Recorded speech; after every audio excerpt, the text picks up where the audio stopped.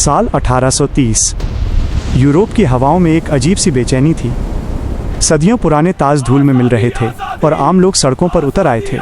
ये सिर्फ दंगे नहीं थे, ये एक नए युग की आहट थी, एक ऐसी भावना का जन्म जिसने दुनिया का भूगोल बदल दिया, जिसे हम कहते हैं राष्ट्रवाद।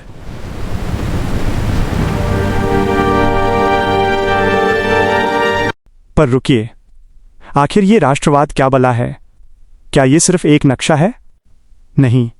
सरल शब्दों में, जब करोड़ों लोगों का दिल एक ही धड़कन से धड़कने लगे, जब आपकी भाषा, आपका इतिहास और आपकी संस्कृति एक अटूट सूत्र बन जाए, तो उसे राष्ट्रवाद कहते हैं। साहब, हम अब किसी राजा की जागीर नहीं रहना चाहते।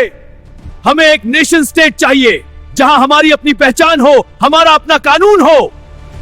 1830 में फ्रांस ने एक बार फिर दुनिया को हिला दिया। बॉर्बन राजाओं को सत्ता से उखाड़ फेंका गया।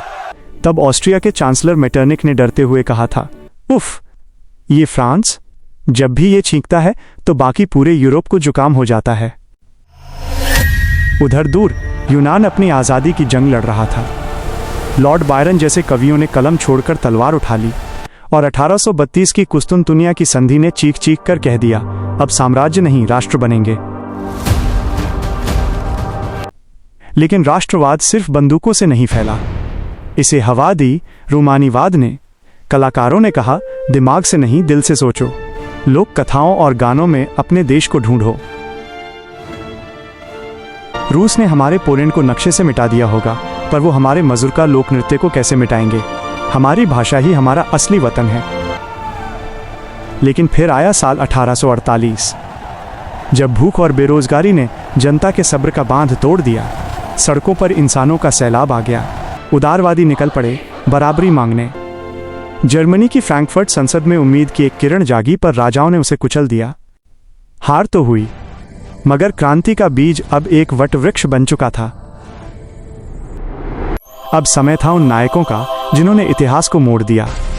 बिस्मार्क की रक्त और लौह की नीति, मेत्सिनी का फौलादी जुनून और गैरिबाल्डी की चमचमाती तलवार।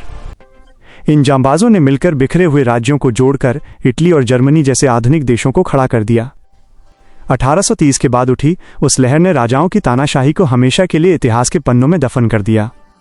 आज हम जिस यूरोप को देखते हैं, उसकी नींव उसी दौर के राष्ट्रवाद ने रखी थी।